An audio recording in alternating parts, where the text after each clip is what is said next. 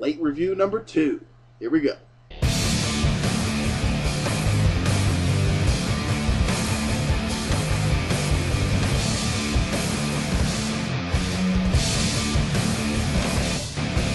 Yes, Puss in Boots, the spin-off of the character of the same name from the Shrek franchise. So the movie basically does the same as the Shrek movies and puts together a handful of different fairy tales, thus creating a brand new story.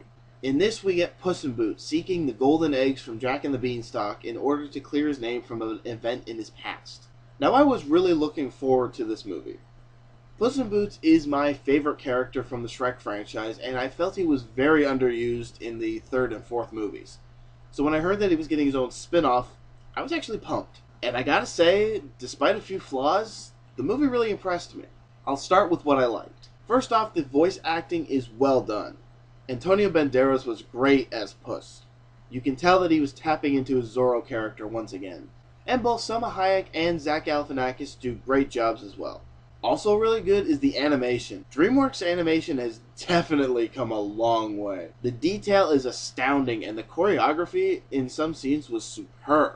Also, the humor in this is very effective and funny. The one thing I've always enjoyed about DreamWorks animated movies over Pixar movies was the amount of adult humor. And yes, I know Pixar puts in adult humor too, but you can tell they are holding back a bit because the movies are intended for kids. DreamWorks, however, they don't hold back.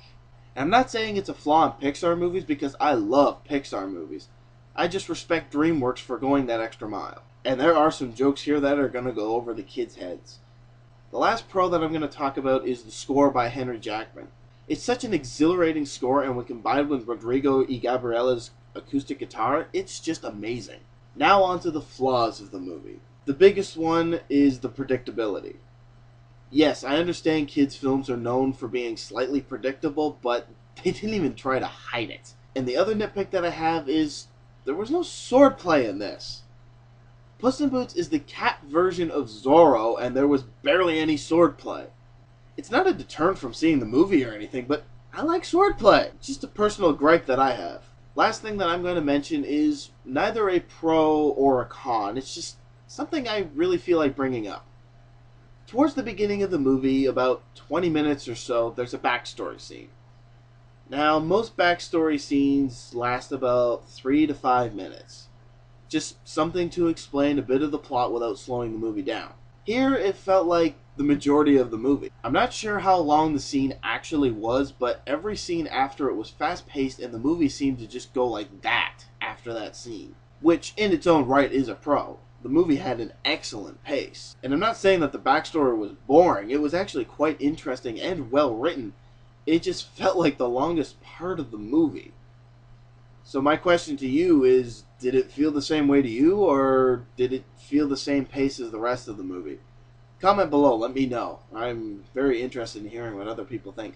Anyways, final verdict. Puss in Boots is a very fun movie, but the predictability really brought the movie down for me.